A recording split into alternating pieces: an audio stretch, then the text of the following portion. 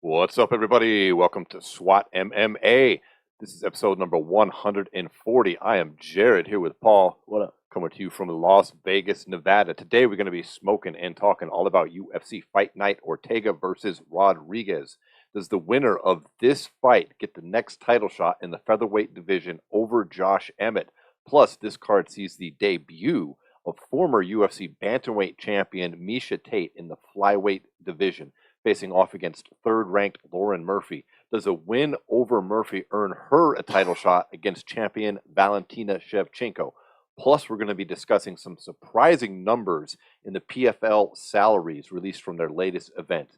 This and more on today's SWAT MMA. But before we get into the combat sports, you know what time it is. Grab your weed, fire it up, and let's get into the weed of the week.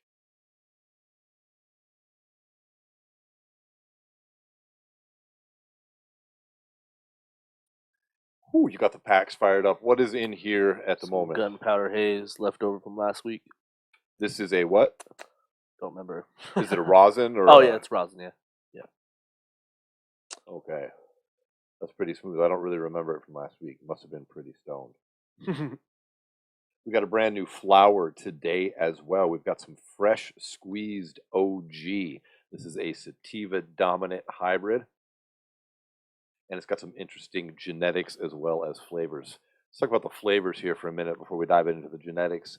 Really smooth on the intake on this, and I got to say on the exhale, it's got a really nice, pleasant orange flavor, hence the name Fresh Squeezed, reminiscent of some fresh squeezed orange juice. This is a hybrid of Face Off OG and Ohio Lemon G. First, we'll talk about the Face Off. Face Off OG is simply a very, very good OG Kush phenotype. Ohio Lemon G, however, has a little bit of mystery behind it. It is a cross of G13 and an unknown, what is believed to be an unknown sativa or skunk. Some people think it's lemon skunk, which is where we get the lemon flavor in this weed, which kind of translates with the breeding. It's a little bit more of an orange flavor. But the G13, Paul, have you heard of this weed before? G13, no. G13 is a little bit interesting because it's got a big urban legend kind of based around it. The urban legend says, and it's probably not true, but it's fun. And let me hit this PAX here. This looks pretty stony. Do you remember what the THC content on this rosin was? I believe it was like 83. All right, so the legend of G13 is back in the 1960s at some time.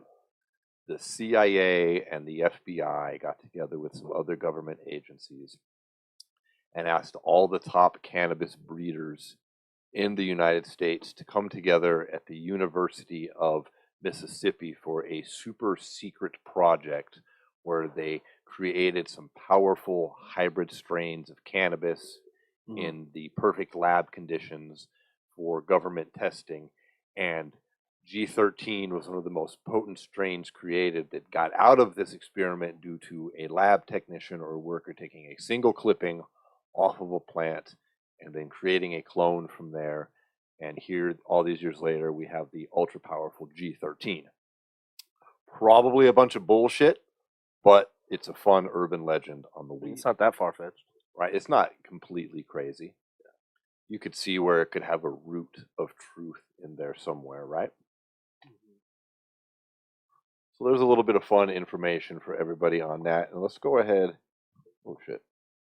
And there we go. We got to set this PAX on something level till it cools down a little bit. Also got a pen today with some LA OG. It's a vape cartridge. This is nice. This is from Tahoe here in Vegas. It has 98% THC on this bad boy. There you go.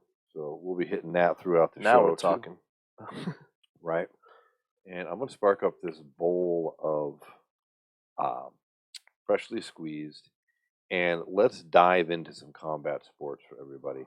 But you know something I'd really like to talk about, because it's a brief conversation.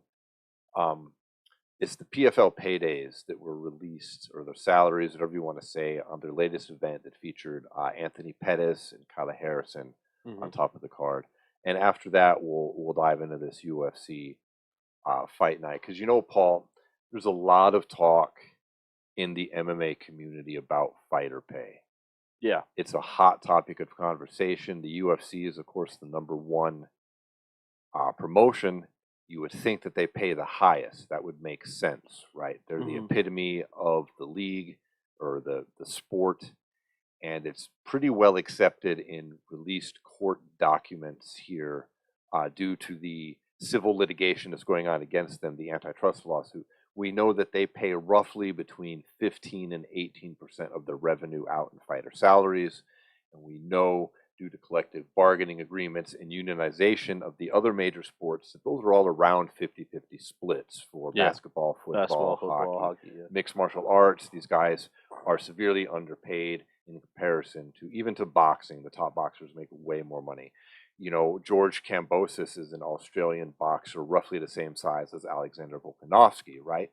He just had his very first title defense against Devin Haney in his home country, where he earned $10 million for that, okay? And he lost. And in his home country, by the way, that is estimated to have sold about 50,000 pay-per-views, okay? Now you've got Alexander Volkanovski, who is essentially undefeated. He's making his 5th or 6th title defense. He's on ESPN in the United States, fighting in the premier organization. He is the number one guy in the division. There's no question of any other buddy. Yeah. And he got paid significantly less. I didn't believe he even cracked $1 million. What does he get? $500K? I do Something believe like that. And people do like to throw in, he gets pay-per-view. That's highly debatable. Highly debatable. Yeah. This isn't the old UFC. This is under the ESPN. And that's debatable also because he was behind another main event title fight. Right. He was a co-main. Right. So nobody really knows. No one knows. And nobody knows what the split is in the ESPN era, where ESPN guarantees the UFC $500,000, the equivalent of $500,000 pay-per-view buys per event. Yeah. I promise you, they're not shelling out extra money to fighters, ESPN. They're just not.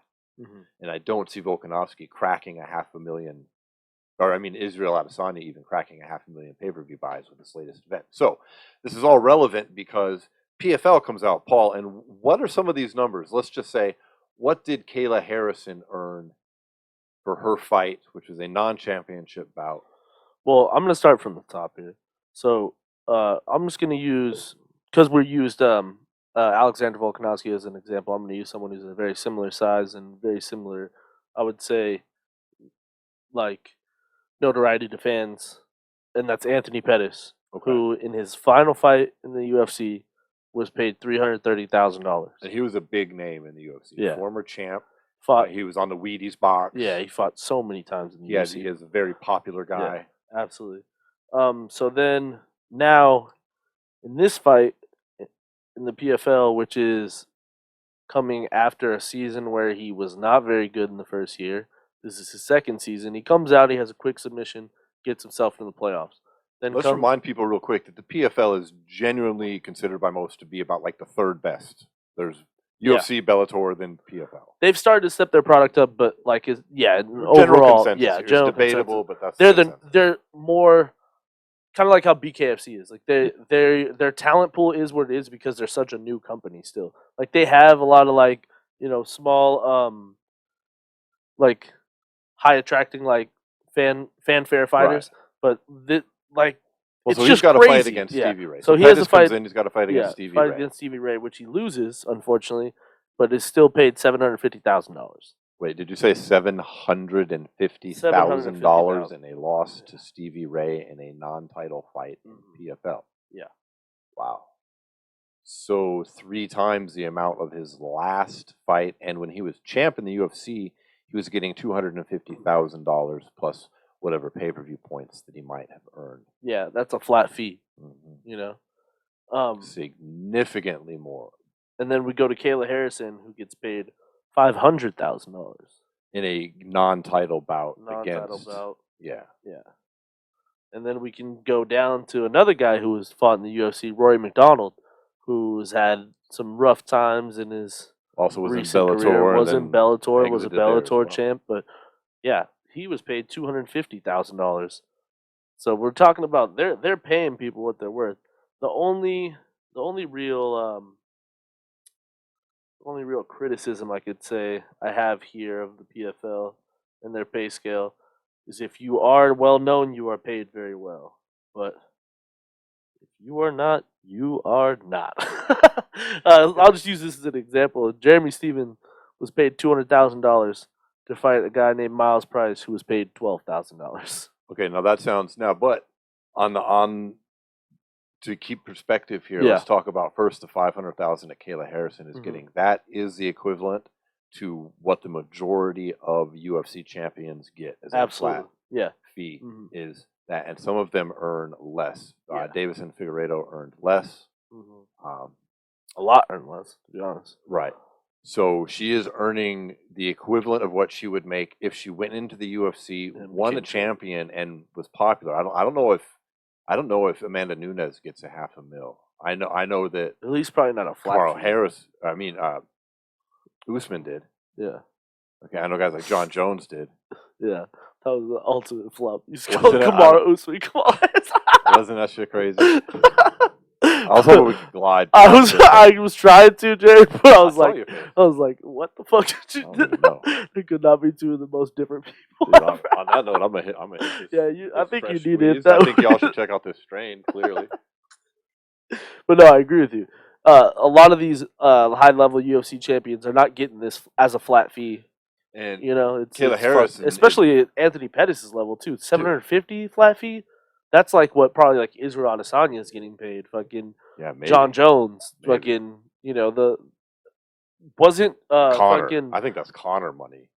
Yeah, flat fee, right? Connor might get $1 million. $1 million maybe plus pay-per-view. Yeah, like that's pretty crazy. That's amazing. And look, and now let's talk about the other end. That 12,000, dude. That's the starting money at UFC. Yeah, they just have Paddy Pimblett. They just paid Paddy Pimblett 12 and 12 on a fucking shit, bro. Yeah. So I'm not too bad seeing the third level fucking MMA promotion pay that. I'm sure it does. Bellator's got some fighters when they put their local guys on, they pay them a G, bro. They got this guy. Yeah, but Bellator is kind of sneaky with what they do there. You know why they do that? Because Bellator takes guys who are amateur fighters and gives them their pro debut in Bellator. Yeah, the local ones. So they pay them their price that they pay in Bellator is actually not Bellator paying them. Bellator pays the promotion that they're in a fee to let them fight, and whatever they're getting paid from that promotion is what they get paid in Bellator. That's kind of fucked. It's kind of not more than kind of fucked. Honestly, I was trying to be generous. No, I feel you, but yeah, it's interesting here. Actually, there's a couple eights in here. I mean, I would love to hear more discussion about this. But I'm definitely from like, if you're a guy who's at the top of the top, like, you could legitimately, if you're in a bit of a slump, you could go to the PFL and make more money than you made in your entire career. And I'm pretty certain that on top of this, and it probably doesn't count for guys making the Anthony Pettis money here. Yeah. But I do believe for their lower guys, like this guy getting that 12 grand, they have something, or at least they did when they first became the PFL, where they have some sort of monthly stipend that they pay you. So that's what they were doing, right? Something every month anyways coming in. It wasn't much, but it was like a couple G's. Which, dude, you're an up-and-comer that covers costs for whatever, small shit. Yeah, if you're absolutely, there's plenty of people living on $500 a week, bro. I mean, you know what I mean? Especially when you earn money when you go have a fight on top of it, Yeah, I just want to bring this up real quick. So I pulled up Anthony Pettis' last 5 fights and what he was paid, right? So when he fought Alex Morono, his last fight in the UFC, it was the main event of the prelims, and right before a pay-per-view. Yeah, okay. Or no, sorry, a fight night, Thompson Neal. He got paid $350,000, $165 to show, $165 to win. That was with a win. With a $20,000 fight week incentive. So a win, the max he could make with that shit. And then in a much higher profile fight against Donald Cerrone on UFC 249, he was paid $330,000. Damn. And then if you really want to see how fucked up things are, you can take a little trip down memory lane and go to when he was the UFC lightweight champion, and he fought. Let's just use the Gilbert Melendez fight as an example. He was paid 100 to show and 100 to win, with the $50,000 bonus for performance of the night. Bro. He got 250. And when he lost that title against Rafael dos Anjos, he was paid 110 grand to be the champion of the world. Come on. What are we talking about here? Now he's in the third ranked league. And I'm not trying to talk shit about PFL. I'm just keeping it in perspective. And he's earning $750. Who knows if that's a flat fee? It probably is. Imagine if you got a win bonus on top of that. I mean, yeah. It's probably a flat fee. Well, let's just say if you're Anthony Pettis, you win your 2 fights, and then you go into the playoffs and you win the fucking PFL championship. You're making $3 million a year. He made $3 million in his entire UFC career.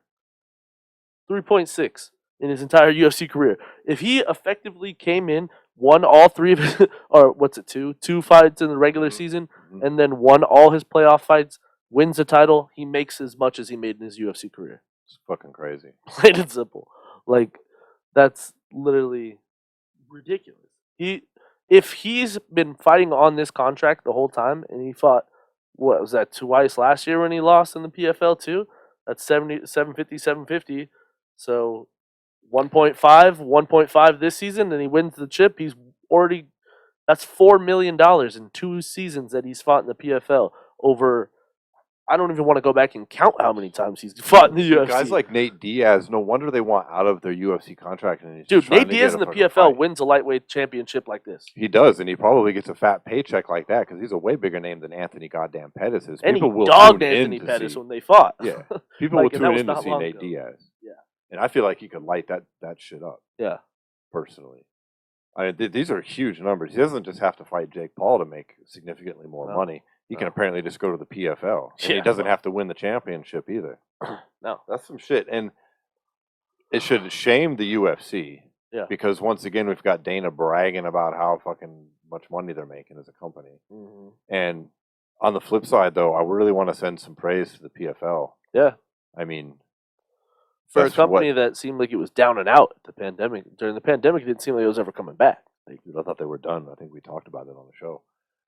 But they have to be paying out more of a percentage than the UFC is. I don't know what their ESPN deal is worth, but they don't have a pay-per-view system in place, although they're speaking of implementing one.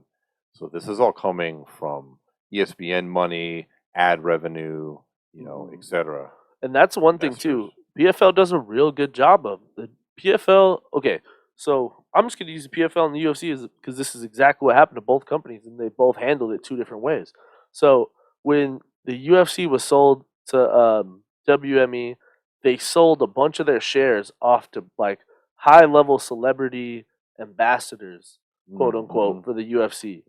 And then that's similar to what the PFL has done. When the PFL was brought back and signed that ESPN deal, they also brought in a multitude of high-level, high-profile athletes, rappers, singers. Yeah, I remember. That all bought into the PFL, like Kevin Hart, like Wiz Khalifa, Mike Tyson, and they've then gone and turned that around and actually used those same people who are the investors and quote-unquote ambassadors of the PFL and use them for their promotion. Wiz Khalifa does the entrance, like the soft opening to every single PFL.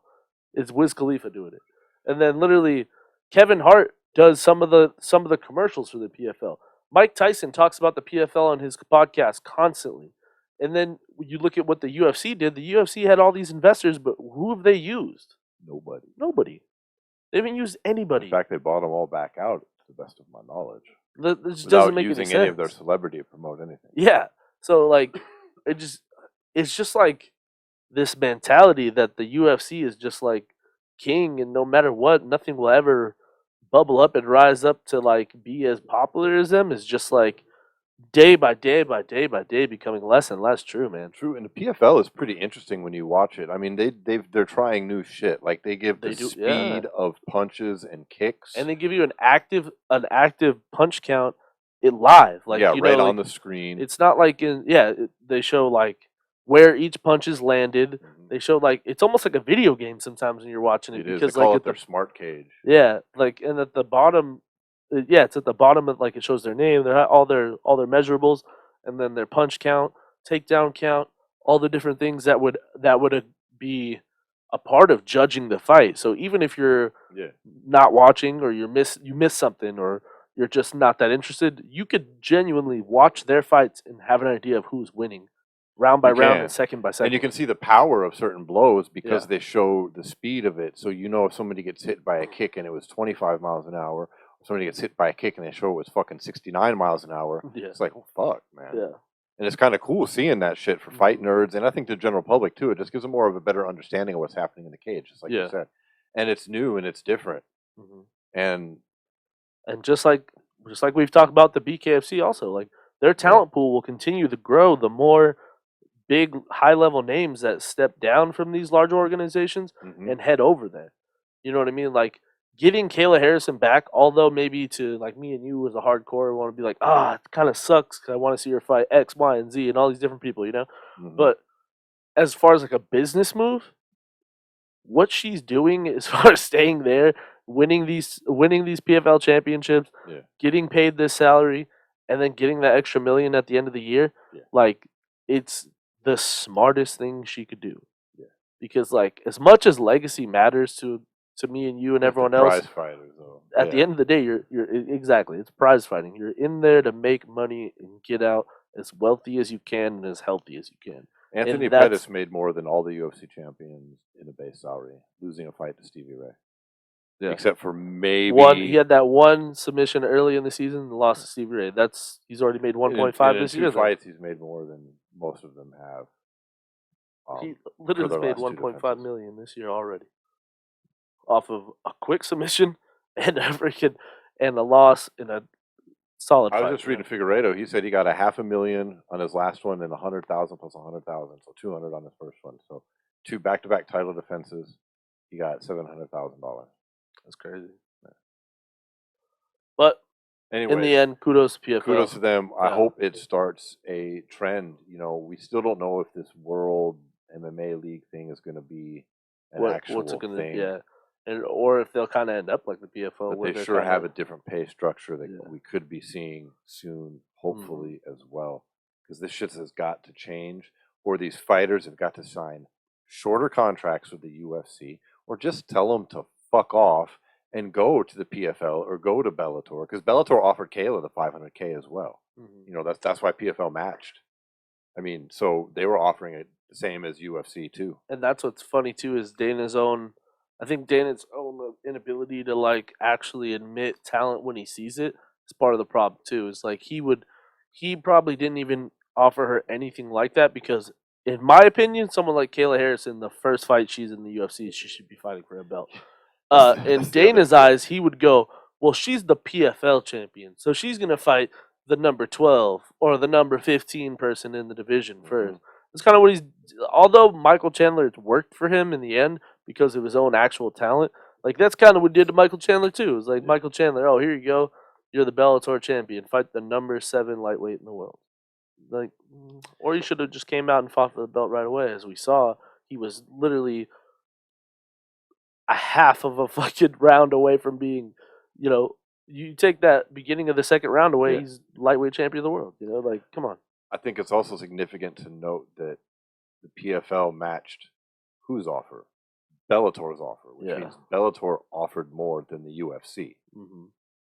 Yeah, that's true. So now you've got both companies paying more Mm-hmm.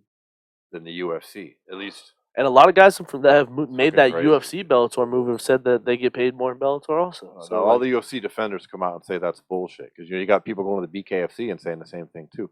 But I just don't believe that it's bullshit. Why would they come out and lie for their new promotion? and what does that do for them? All of to them? lie? Yeah. What? They all band together and be like, "Oh, let's lie to everybody." Like, get the fuck out of here. I can understand it if it was like, oh, like Tyron Woodley, I made more fighting Jake Paul than like ever in the UFC. I can understand like someone deciding that's bullshit because that's like a circus fight. But an actual other organization who has a whole roster of fighters who has multiple They're champions signing a and that contract pays $1 million to win their tournament every year and has every single year come out and done it the right way and not had a single fighter ever say that they were not getting paid what was actually fucking on paper. You know what I mean? Like, come on. Oh man, let's just hope the winds of change brew, because maybe there doesn't have to be a fighter union. Maybe there can just be some somewhat more responsible payment to fighters simply due to market competition. How do you get fighters from the UFC? Fucking pay them. Yeah.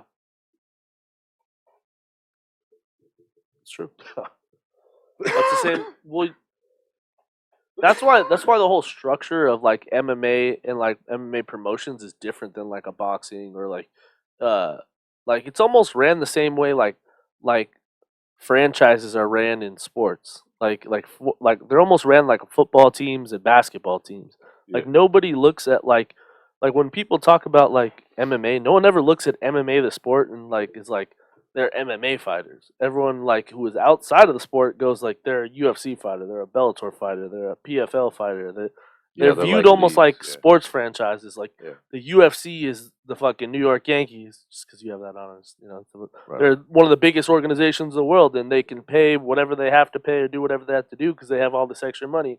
And the PFL is like, I don't know, a small market team. You know, like AAA team. Yeah, like exactly. You know what I mean? But like where they can bring like these crazy prospects that everybody wants, but their only fear is eventually that prospect is going to be big enough that they want to go play for the Yankees, and that's the UFC. Right. And so like that's kind of the problem with MMA right now. It's not; these are not like franchises. You know what I mean? Like these guys need to be. That's why there has to be a union because everybody has to be viewed as or the as an Ali Act individual. apply, because then it would bust up the monopoly. Because then when Alexander Volkanovski is going to fight, Brian Ortega again in a rematch, Bellator can bid on the rights to it. UFC can bid on it. Fucking PFL can come and say, hey, we'll pay this for that. Yeah. And some governing body instead owns the belt, not the fucking UFC and not the PFL. Yeah. That works. I'm sorry, it's not perfect, but it works better than this shit. Yeah. But that's not going to happen either. Yeah. I think that's more likely to happen than a union. You think so? Yeah, because how would a union apply across promotions? Yeah, true. I mean, it could, but it's just even more difficult. But the Ali Act simply opens it up. Like, there's no union in boxing. But how do you think it would like the whole thing with Ali came from like his scenario? Like, well, someone would have to be like it would have to be like the someone would have to die on their MMA shield. Council, true. the WMC, and then they create belts.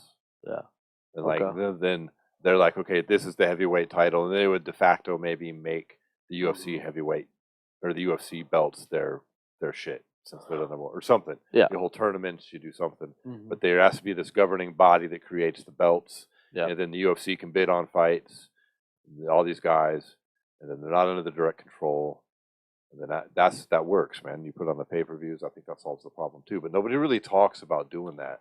Yeah, that's what that's kind of where I'm like confused. I'm not confused. Like I know what the Ali Act is. I know what it like does for like the fighters. But I'm saying like something has to happen within the MMA world that goes wrong, where a fighter feels like they have to, kind of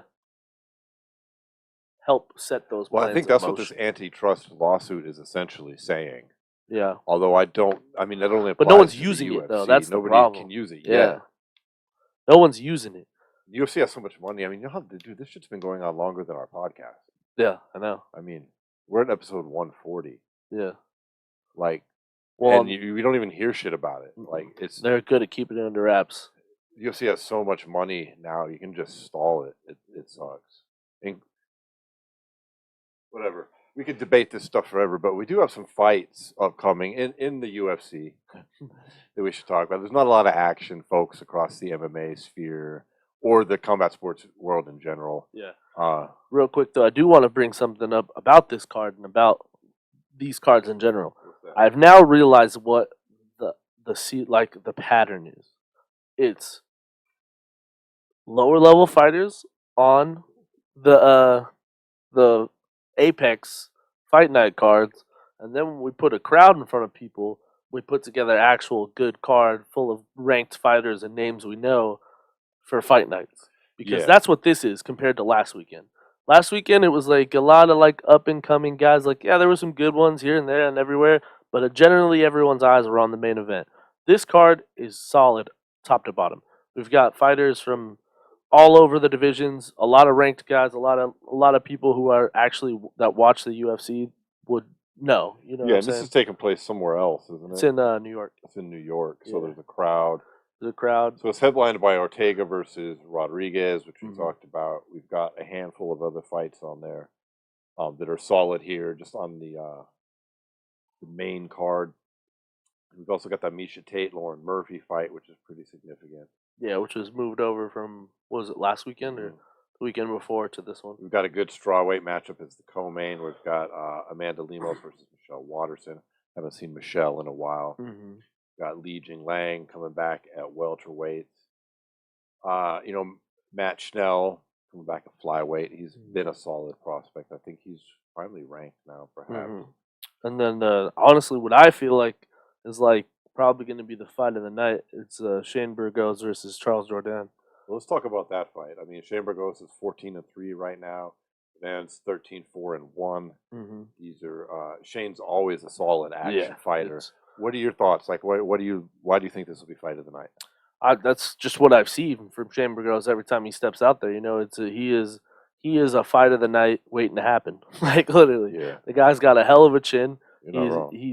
He's been in there with some of the better guys in the division, and he's just never out of it. You know what I mean? He's lost to a lot of the bigger guys, but he still fought everybody. You know, He's an action fighter. Yeah, and he's just constant go go go, and yeah, I think this is going to be a really good fight. I like it. It's a good one to open up the card with. Mm-hmm. I got a solid question though. I don't know where this fight lands on the card itself. I can't imagine it's as low as it's showing on this list that we're looking at, which is like 1, 2, 3, 4, 5, the 6th fight down from the main event. Maybe it is. Open the card. Look, we finally got this rescheduled bout where Miesha Tate is making her debut at flyweight against Lauren Murphy, who is the number 3 ranked flyweight. She's 15-5. She's tough. She is coming off a loss to the champion. She earned a title shot. She did all right in that fight. Yeah. I mean, she's good. She fought the number 1 pound-for-pound woman in the world. And Miesha Tate, she's not small. She's not one of these women that were up at 35 that should have been a flyweight but couldn't because they didn't have it. Mm-hmm. Because that was essentially what the division was. Yeah. This is it. The UFC only had 35, so you had a lot of women that should have been a little lower. Yeah. Then they got 25, and then they got a lot of them dropped down from 35. Very similar to 25 suffered from that a little bit till they had, strawweight, or however the situation played out. I can't remember exactly, but my point being, a lot of them were 35, dropped down. Miesha Tate is, my point being, a solid 135 pounder. Mm-hmm. I think this weight cut's too much for her. I don't think she's going to do as good as she thinks she is, and I think Lauren Murphy stands a strong chance of beating her. I think it's a very interesting matchup, to be honest. Miesha Tate she's in a weird spot as far as her career, because you see her come back to the game. She won 2 at 135 and lost 1 before moving down now. Or was it 1 she lost to, what was it, Durandamine? No, she lost to Caitlin Vieira. Oh, yeah. But she, so she kind of ran into someone who was a legit 35, and I think Vieira's big enough to fight 45 still. Probably. But my point being is, I think coming into this part of her career, like dropping down might be the answer. Just because I think the division, although I agree with everything you said, like she's a solid 135 as far as like her size. Like she would not be that physically imposed by other fighters at that weight class. But this is a different division since she stepped away. You know what I mean? Since she retired, since she's gone away from the UFC, I think the 135 class kind of passed her up. And I think if she wants to stay in the title hunt and wants to be able to maybe have a chance at like what this whole comeback is supposed to be, which was like a revival of her career and like a chance to maybe capture that gold again, Well, that's what it would she have to says. be at 125. Well, yeah, she got knocked out of the equation at 35. Unless she went And into she's 45, also which would make no 35 sense. years old. Yeah. So now she's, traditionally as you get older as a fighter, we tend to see them move up in weight because the weight cuts become more difficult the older you become. Now, I understand that situation is a little bit difficult for her because there's not really a 145 division for her to move up to, and she would still wind up fighting Amanda. Yeah. But that there was no talk of that. She is 5'6", so she's not exceptionally tall, maybe for flyweight. But let's just give her the victory here. Okay, let's say she beats Lauren Murphy. She's already calling out Shevchenko. It makes sense, I think, for her to get the title shot. Yeah, it has to be. Lauren Murphy's third ranked, and the two people above her are what? Chikugian and the girl that Amanda or Valentina just fought. Yeah, I got you. I have it pulled up. So Script. Caitlin Vieira was Caitlin Vieira, Yeah. or not Vieira. I'm sorry. That's who we were just talking about. Oh yeah, that's who just beat Tate. Yeah. Talia Santos. Yeah, Santos. Okay. So they're not getting any title shots, so it makes sense. But okay, so let's just give it to her. Does Miesha Tate stand a fucking chance against Valentina Shevchenko firing on all four cylinders? It would have to be like the most successful wrestling, like straight up wrestling fucking game plan we would ever see executed in the octagon. Like legitimately, it would have to be that. There's no other path of victory I see for Miesha outside of just taking Valentina down. And I don't even know if she could do anything with the ground and pound, but you know what I mean? Just like keeping her there for 5 rounds, that would have to be like the only scenario in which I would see her beating Valentina. Right. I mean, since being the Strikeforce champion, right, in 2011, I mean, she comes in, she loses to Ronda, right? She gets a win over Julie Kedzie, then she loses a TKO to Kat Zingano. She loses again to Ronda Rousey. Then she goes on a pretty significant win streak. She beats Liz Carmouche. She beats Rin Nakai. I'm not sure. Sarah McMahon, Jessica Ai gets the win over Holly Holm, right? Gets her back to Amanda Nunes, where she loses in a rear naked choke. Then she loses to Raquel Pennington after that. Then she does get this win over Marlon Renault in her comeback. That was 2016 where she lost to Raquel Pennington. Takes all this time off. When was she the champion when she beat Holly? When was that? She beat Holly in 2016, March 5th. So if she were to somehow beat Shevchenko, that would be 7 years later. By the time she would have a chance to get the title back. But I mean, against top competition, she's lost. She lost to Amanda Nunes. Then she loses to Raquel Pennington. She gets this TKO victory over Renault, but then she loses to Caitlin Vieira, a decision. And now she's like, what, you think you're going to beat Shevchenko off that? I mean, what have we seen in these fights that would give us any indication she stands a prayer of beating Valentina Shevchenko? It would have to be an off night, but like I said, it would have to be just like a perfect game plan and an off night for Valentina. Like it would have to be that. There's no other scenario in which I see her beating Valentina or even having a chance to. Well, this is it. This is her shot. She wins this fight. I think she's guaranteed the title shot because Shevchenko can't do what she wanted to do, which was fight Nunes a third time. She can't even go fight Pena until this other matter is settled. So there's time in there for another title defense. This is it. Miesha Tate gets a big victory here. She's going to call out Shevchenko. Yeah. This is her moment. This is her fucking shot. Sadly, though, I don't even know if she wins this fight, but if she does, I don't think she stands a chance. Yeah. Like, Shevchenko would have to make massive mistakes. Yeah. Which she just made a few in her last fight. I don't think she's going to repeat it in her next fight. She's just not that type of fighter. she made like ultimate mistakes in her last fight and still won. Yeah. She let a Brazilian jiu-jitsu black belt hang on her back with a body triangle for damn near a whole 4 minutes, fighting off of rear naked choke that looked like it was sunk in about 3 different times. Right. Off like, what was it, like a failed takedown where she Yeah. Where she just got hopped to her outpositioned back and right fell away. on her back. Yeah. And then, yeah.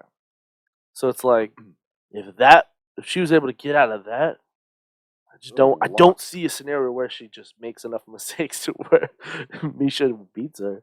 Like it just doesn't seem. But look, it does make this fight interesting, though. It does, yeah, and that's what the thing is it's not necessarily about her being the most deserving as far as like who would get the next shot with Valentina. She's got the biggest name, and she'd have a win against somebody in the top 3. And I think those are the two driving forces behind her being able to get a shot at Valentina. And 1 and 2 above her already have losses recent. Yeah. The only other sense it would be like if you ran it back with Talia So Santos, does 3 but it's for like that matter, because Lauren Murphy's you can hold coming on to off that one. Yeah. Yeah. Well, that's the thing too. Is like this whole division's kind of like that. Is it's filled with contenders that maybe you could like give another reason why you'd give them another shot at Valentina. But I'd almost like to see Talia Santos like earn it again because I do think she's good enough to continue to get better. Like she's at a point where she had the champion on the ropes, and she probably has the best performance against Valentina since Amanda Nunes. She had a great performance combined with some mistakes from the champ, which don't discredit anything Yeah. Santos did, but it still wasn't enough. I don't agree with Juliana Pena's comments that Valentina was exposed. It makes it sound like she's not good. Like she wasn't exposed. Yeah, she wasn't exposed. She just made mistakes. Yeah. She made some mistakes and still pulled out enough to win. I kind of equate it to the first John Jones versus Alexander Gustafsson fight, where everybody was like, "Oh, John Jones isn't as good as it." John Jones had a bad night. Yeah. Still found it in his heart to win. And that's the same thing with, and then proved it later in a rematch. Like, yeah, I that's feel what's like up. that comparison is really good too because I do think Talia Santos is going to be like the 1B of this division for a while. I think Yeah. she's good enough to beat everybody else, just like Gustafsson. Gustafsson was pretty much good enough to beat everybody else at light heavyweight except John Jones. And like the small things are why Valentina is better and always is going to be better. And I think that those small things and like that championship mentality is always going to carry over a lot of these women in this division. I think. Right, and Shevchenko shows no signs of slowing down. Where I think is if you look at like Nunes, you could see signs of her life changing, her priorities changing. She got married, she had a baby, she took time off, she's got a girlfriend that's all in the news and in the UFC, and they're a family. Shevchenko's out there shooting fucking shit and fighting. Yeah. You know, she's like in the John Jones fucking mode of focus, I think. Yeah. I mean, you can make arguments he had his children and all this other stuff too, but not. You get what I'm saying? Yeah. I don't think we've seen the peak. So I think if somebody even manages to beat Shevchenko on an off night, she'll win the rematch. That's what MMA is at the end of the day. Is like that's why people don't care about everyone's records. MMA is a game of runs. When you make your big run and you're long, whether it's 5 fights, 4 fights, or 15 fights, that's your peak, and that's where at least me as a fan, that's where I rate you as far as how good or how great or how much of a legend you are. Yeah. And that's kind of where Valentina is and where Amanda is kind of gearing out of. You know what I mean? Like we saw the great performances against her, like with her and like Holly Holm and all those other great performances. Where it is now is when though people start to catch up. Like that's just the natural progression of every sport, you know. Well, let's talk about. I mean, do you want to discuss this Michelle Waterson fight at all? Yeah, I'm down. I mean, it looks interesting. I mean, Michelle's always fun to watch, but you know, she's another one that's. I don't know how much longer she's got to keep hanging around in the top 10 here before she makes something of it. I really don't see her getting title shots anytime soon. She's going to have her hands full, I think, with Amanda. Amanda Lemos is good. She's really good. And Waterson is kind of, like you said, I think she is on the back end of her career for sure. Yeah. I feel she's getting kind of a gatekeeper role here. Possibly. I'm taking Lemos. Yeah, me too. I think that's a given. I mean, I like the karate hottie. Dude, she's been a fun addition to the UFC. I wish, she would have got there sooner. And she's fighting above the weight class she should be in too. She's really a 108-pound fighter. Yeah. And she's fighting up at 115 because that's what they got. She's in a spot that a lot of women, and we were in, as we were discussing earlier, and no shade there. I believe she was the Invicta 108-pound champ, was she not? Something like that. Yeah. Like, she hit the pinnacle that she could for that weight class, and then was willing to step up to a bigger class and fight bigger women, some even dropping down from 125, which I don't think she could stand a prayer of ever making. Yeah. So it should be an interesting fight, though. We'll see. Maybe she's got another run in her, like you were just saying. It is all about runs. It's a game of runs. And I mean, look, age doesn't always. Look at all the anything. Champions right now. Look at Glover Teixeira. Glover Teixeira. He had a nice run. Yep. Got him to the championship at 40-2. Exactly. So it could happen. Exactly. But, even Usman. Usman's old. Usman's like 34. It's a game of runs. Let's talk about the main event now, though. This is this fight has a lot of big, consequences for the division. Yeah, there's a lot of implications here. Yeah, we got two guys in Brian Ortega and Jarrod Rodríguez who are at the top of the division. Where you're looking at Brian Ortega's coming off of the loss to Volkanovski, and Jarrod Rodríguez is coming off his loss to Max Holloway. So this is do or die time for both of them. Right. For Rodríguez, it was only his third loss of his career. Ortega only the second loss of his career. Both both of the champions. Yeah, both champions. Both could get right back into title contention with victories here. Very interesting fight. Jarrod Rodríguez has got a lot of flash. He's got a lot of unusual strikes. He's got that KO over the Korean Zombie, which is, just one of the more unusual elbows you're going to see. Ever, yeah. Ortega, his striking has gotten better. We all know better. his jiu-jitsu game is on point. If you look at Ortega's last fight against Volkanovski, he was the closest one to beating Volkanovski in the division. Ortega looked way better. He literally had Volkanovski done. Everyone on planet Earth gets choked out by that choke. I do not know how Volkanovski survived that, to be honest. Because he's a tough son of a bitch, apparently. Yeah. Because he had him. Ortega looked better in that fight than, like you said, any of Volkanovski's other opponents. And I'm certain that he has been working extremely hard since then to improve his game as well. And just to use a common opponent, Brian Ortega, we kind of saw the evolution of his game when he fought the Korean Zombie out in Abu Dhabi. And since then, he's just been a complete different fighter. His striking has gotten so much better. His jiu-jitsu is always top-notch. But just his ability to stand on the feet in the pocket and throw. He's another one, though, that he doesn't get as much credit for it. But Brian Ortega does throw a lot of obscure strikes. He throws a lot of weird elbows and very strange angles. Yeah, and also his explosion is a big part of his game as well. Without a doubt. I like him to win this fight here. I don't think it's enough to get him back to a title shot yet. I think he'll need one more. But a solid victory here, perhaps even a KO or a submission, would go a long way towards making the case, especially if he looks as improved as I expect him to be. Yeah. I think he's been working hard on his striking. I think we're going to see a noticeable improvement there. And I wouldn't be surprised to see him get a TKO victory here. Or possibly, use his hands to knock him to the ground and then go in for the sub. Yeah. I do have to give a little bit of credit here to Rodríguez real quick, just because his last fight against Max Holloway, I do think he looked extremely improved overall in his actual ability and his toughness in there.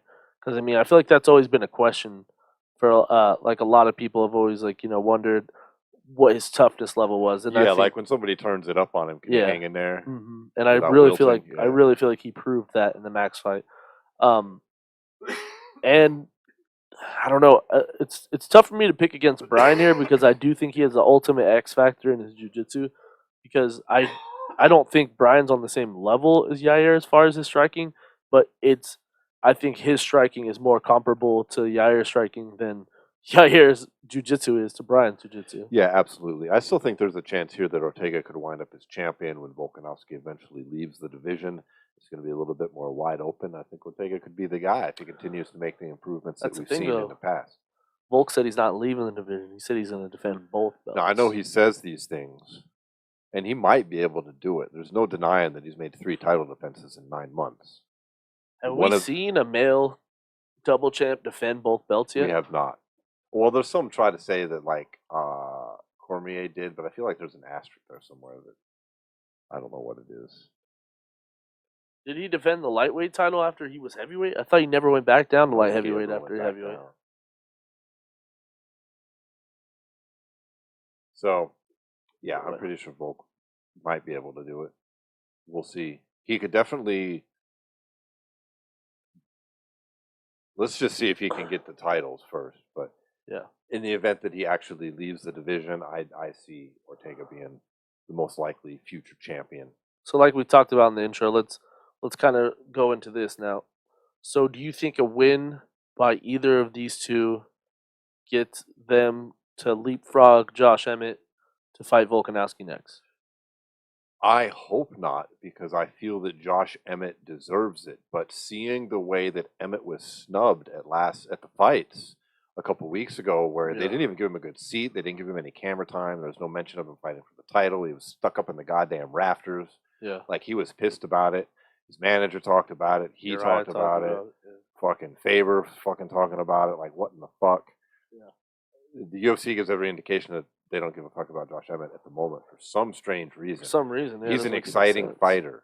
He's got KO power. He's fought top level competition too. When is he boring? Yeah, he's never been boring. He's won 5 or 6 in a row. He just beat Calvin Kattar, who was ranked 4th in the division. Who's an exciting action fighter. Yeah, like it was a great fight. What are we talking about here? Like, for some reason, though, I could see the UFC, if one of these two guys puts on a spectacular performance or even just gets a KO or a sub, I could see the UFC promoting one of them above it because they feel it has more name value for some reason. Yeah. Do I think it's deserving? No. I think Ortega needs another fight, and so would Rodríguez, for that matter. Well, here's the thing. Here's a little turn in the questioning here because I forgot about this going into this episode, but it was reported over the weekend that Volkanovski had to get surgery on his hand, and he could be out for an extended period of time. So if that does happen, although I don't think either of them should leapfrog Josh Emmett for the title shot, I think Josh Emmett should fight the winner of this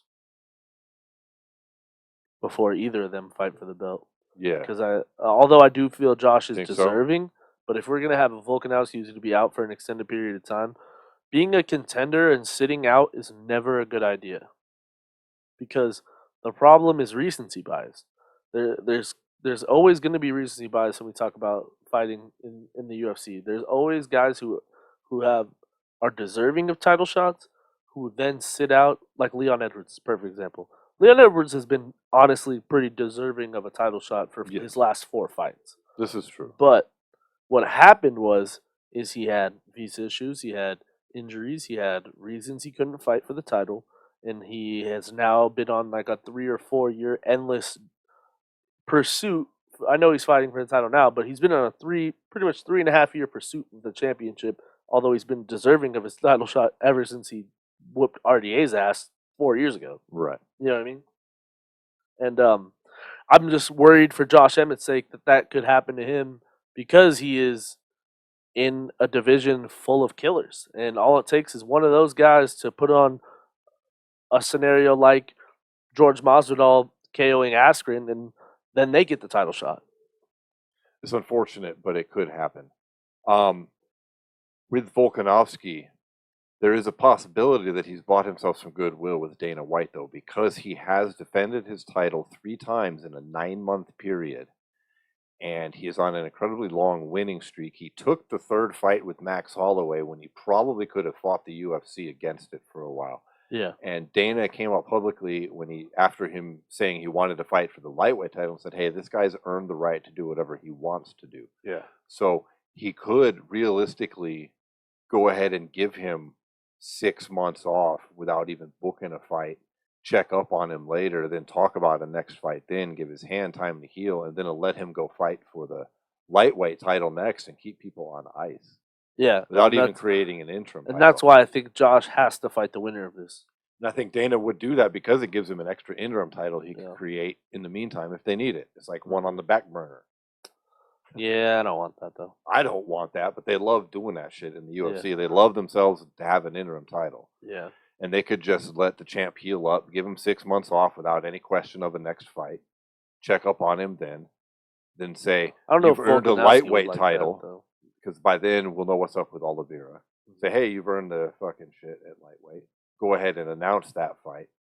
Not announce the interim featherweight bout unless they need it. Yeah. Some pay-per-view title falls through, they'll be like, oh, interim title for the featherweight. Yeah. True. That could happen. That very well can happen. I just had a weird-ass thought in my head I don't even want to talk about because we'll go on a total tangent. Well, I'm sure our listeners love that. Oh, yeah. Nah, okay, so I was thinking, like if Charles Oliveira has been like begging to fight Conor McGregor for the vacant title. That's true. He has. Conor beat Charles Oliveira and then fought Volkanovski. That would be a dream scenario. That'd be because nuts. that's if you really look at it, like outside of Max and Jose, like that's the only other like featherweight goat that Conor hasn't fought. That's actually a thing that could happen. That's what I'm saying. And no, because I'm talking about it because of something Volk has said recently before his fight with Max, that he said that he would fight Conor at 55. That he's not going to call him out and not like force him, like he doesn't see the need to call him out, but he said he would take that fight in a heartbeat if given the chance at 155 he would fight him. Conor could possibly beat Oliveira because of Oliveira's tendency to stand in the first round. I mean, he's been almost finished by the last three guys he's fought. Now, he's won those fights. Mm-hmm. But Conor's a little bit different, or so we think. If he fights. And this is bulked up Conor, too. He could be even more powerful. So there's a possibility he could KO Charles Oliveira in the first round, become the lightweight champion. And fight Volkanovski. That is a thing that could happen. And knowing Conor, he'd be like, make it for both belts. He would. He would call himself a 5-belt champion or some shit. Yeah. He would do it. He'd be like, I'm the only one who gets double belts twice. The champ. That'd be interesting. I wouldn't even be against that. I mean, look, the UFC loves to book Conor in title fights. There's no doubt to me he could walk into his next fight being a title shot. In fact, honestly, Paul, I will be more surprised if he's not in a title fight in his comeback fight than if he is. Yeah, 100%. I just depends on what weight. I'm not saying it's just. No. Not at all. Nobody's saying he deserves it. But will it happen? Most likely. You know who the UFC thinks deserves it? Who's that? Themselves. Yeah, they deserve to have Conor in a title fight because they reap all the money. Absolutely, yeah. They just got to give Conor his little hunk, and then they get everything else. Fat shit. Yeah. I mean, fuck, Conor's been gone so long that people just forgot. Casuals will be like, oh yeah, Conor. He's fighting for the belt, right? Fighting for the title. Oh shit! The fucking diehards will rip all their hairs out though and be so upset. Of course, they'll have the Conor haters would have a meltdown. They will have a meltdown. I wouldn't even hate it though, as undeserving as it would be. As much as I talk about, it's so undeserving, but I'd watch. I'd fucking watch anytime Conor steps in. Yeah, it's true. There's all kinds of rumors about what he's doing next, though. I saw a rumor that Floyd offered him $160 million to fight him again. Yeah, Floyd needs that big hurrah after, he still ain't paid fucking Logan Paul his money. Yeah. That's how bad Never will, bro. That's what people don't understand. People like to be like, oh, he's going to pay him. It's blah, blah, blah. I don't know why he's bitching. He's not going to pay him. You know why he's not going to pay him? Because exactly the same way that Dana White broke down why people don't get paid the numbers with Jake Paul is the same reason why they don't get paid with how they fight Floyd in these exhibitions. Or exhibitions, whenever you have an exhibition, it's not overseen by a commission. So if you have an exhibition that's not overseen by a commission, there's loopholes in all those contracts you sign because it's not overseen by anybody but the two who are involved in the contract. And who do you think has smarter lawyers? Exactly. Paul brothers or the Mayweathers? Mayweather. Yeah, come on, bro. But you can say what you want about Mayweather as a human. His business acumen is top notch. It's clearly top notch, and he's got. He knows what the fuck he's doing. Logan The Pauls may be rich, but they ain't Mayweather rich. No, not even close. They're not But yeah, there's that rumor swirling around that he's offering Conor 160 mil a rematch. And that's so much money. Conor is all up on that. I promise. dude, he would do it. He would 100% do it. He would do it in a heartbeat. And the UFC can't stop him either. Let's be honest. If that's what Conor decided he wanted to do, the UFC cannot stop him. They cannot stop him in court. They already did the fucking first one. Yeah. How are you gonna? What are your legal grounds to stop him this time? Yeah. Hey, and now he's protected by the Alia because he has a professional boxing record. Yeah, exactly. Before he did, it's a whole different thing. If he wanted to, like, if he really wanted to go to court on it, the UFC will they'll just partner with him because he'll give the UFC a chunk if they want to come in on it. Well, they'll partner. They'll get their chunk. They won't fight it. To fight it would be to lose. They'll fight. To partner with him means to win. Yeah. And win is also probably what Conor won't do in that fight. No, probably not. Most likely not. But I don't know. Logan Paul gave him some trouble, but Logan's a big boy. He didn't give me any trouble. He was fucking around the whole time. That's my thing. I wouldn't be real trouble. But yeah. I'm exaggerating. I don't know. It'd be more dangerous than fighting Logan Paul. I'll just say that. Like that's for sure. Like if they fought again, like it's a lot. But that's the thing. I just don't even see them fighting again. Because what you think Conor's gonna make 147 again? Looking like how he is right now. Because that's what he made the first time they fought. 147. Conor looks like he's gearing for 170. Yeah, or just like a sick ass cut to 55. Well, yeah. Ooh. Yeah. He there would be a cut like his 45 cuts were, where he looked like a different person on the fucking scale. You're like, Jesus Christ, is he gonna die? He's looking a lot more Michael Chandler than he is fucking Max Holloway lately. Mm-hmm. You know what I mean? He is looking pretty yak. Dude, okay, well, you want to talk about people bulking up like Conor's bulking up. What about this news about Stipe Miocic being fucking 250? 250, I know. That's coming from a solid source. That's coming from Chris Weidman. I don't think Weidman trains with him. Any reason to go out and bullshit about Stipe's size, which is going to be verifiable pretty fucking soon anyway. Well, here's the thing: is Stipe was only 235 when he fought Daniel or something like that. So he got down as low as in the 220s before, and this is going to be all muscle. So he's putting on 20 pounds of muscle. I feel like he's going to look what he looked like again when he fought what's his name? When he won the chip. He's going to be fucking uber Stipe. Who is it? He won the title off of. Dude, what if he comes out and he looks like fucking Ngannou? Like, maybe not exactly, but what if he's like fucking like bodybuilder? We've seen him like that though in his career. Like, there's been times in his career that he's been a lot bigger than what he is right now. I think he got up as high as 247 for one bout, but I could be wrong. Yeah, but he hasn't been no 250. He's always like part of his whole thing. He was like when lighter, faster. Yeah, lighter, faster, because he was a baseball player. Yeah. And when he first came in, they talked about how he was a new breed that was going to beat Kane because of that size that he had, being this fucking weight in there. Yeah. He was light in that last fight against Cormier. I'm pretty sure it was 227. I'm pulling it up right now. Well, the last fight was in Ghana. Yeah, but I was just thinking. That's that's really the. That was when he was showing up lighter though, right?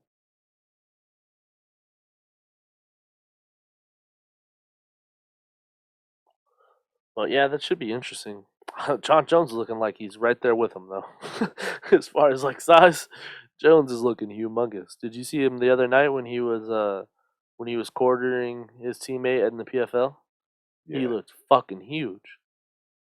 Yeah, he is fucking very large. Yeah, I'm trying to get weights. It's not as easy to grab as you would think. Yeah. On the fly here. It's all good. I know what you're saying though. But either way, him being 250 plus and thick it's a different. Very interesting. Yeah. That's kind of what we were talking about earlier. It's a point in his career where he's got to make a change. He knows he has to make a change. He sees the because that's kind of what the whole top of the division of the heavyweights are right now. You got guys like Cyril Gane, guys like Ngannou, Tom Aspinall. They're all big, wide, rangy, just like Stipe was. But now they've gotten taller and wider and stronger, and you More gotta muscular, yeah. catch up. Yeah, I mean, Stipe's 6'4". He's got Yeah. room to fucking pack on Absolutely. some muscle for sure. Yeah. But that's kind of the division standard now, and if you got to be above it, or you got to find a way to beat it.